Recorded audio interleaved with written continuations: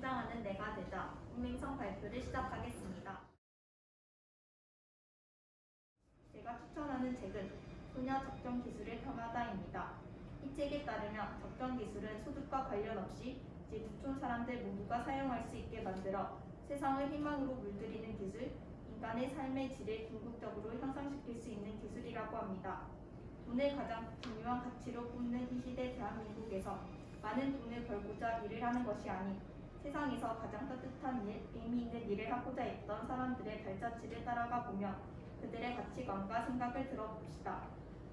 모두가 돈을 보며 달려가는 한국 사회에서 가치관과 신념을 말하기는 조금 시대에 안 맞다고 느껴질 수도 있지만 다 함께 더불어 함께 살아가는 지구촌 사회에서 모두를 위한 따뜻한 기술, 적정 기술이야말로 더 나은 세상을 만들어갈 수 있는 방법이 아닐까요?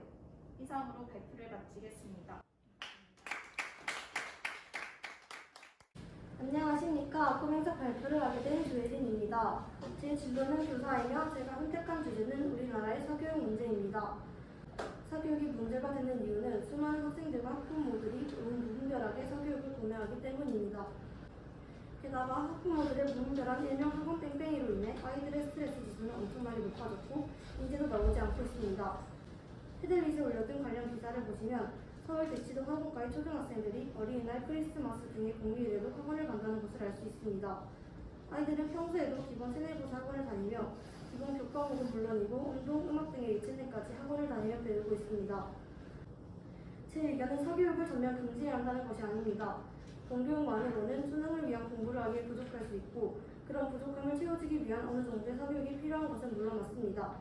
하지만 문제가 되는 것은 공교육을 무시하고 오로지 사교육에만 의지하는 사람이 많아지고 있다는 것입니다. 사교육을 필요로 하되 사교육의 목적을 공교육을 대체하기 위함이 아니라 공교육에서 가르치는 내용을 기반으로 더 추가적인 정보를 얻기 위한 노력이며 사교육에만 의존하지 않아야 합니다.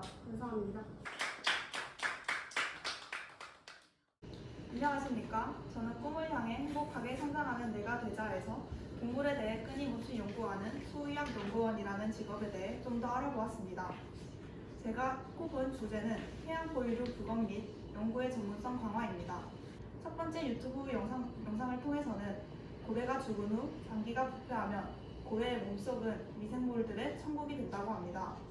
이 미생물들이 영양분들을 닥치는 대로 먹어치우고 결국 악취나는 가스들을 방출시키면서 팽창하게 됩니다.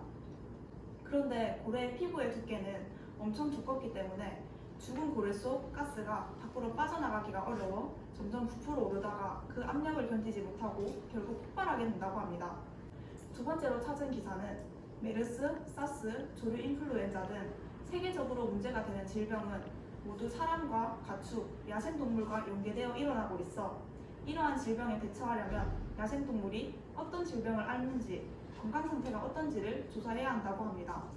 이때 고래 부검은 해양 포유류의 전반적인 건강 및 질병 상태를 조사하기 위해 필요합니다.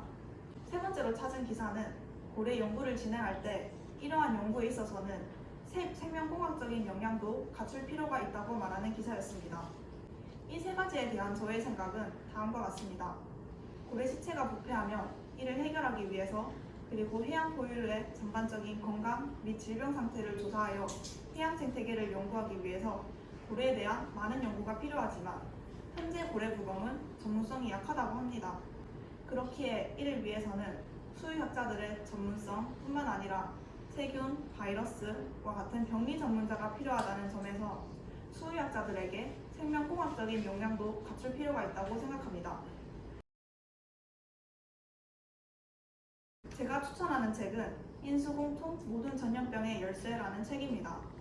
이 책을 읽고 저는 단순히 동물을 치료하는 수의사로 그치는 것이 아닌 야생동물과 연관된 세균과 바이러스 등을 연구하여 그 바이러스를 100% 근절시키기 위해 노력하는 그런 수의학 연구원에 이르자는 구체적인 목표를 세우는 계기가 되었습니다. 감사합니다.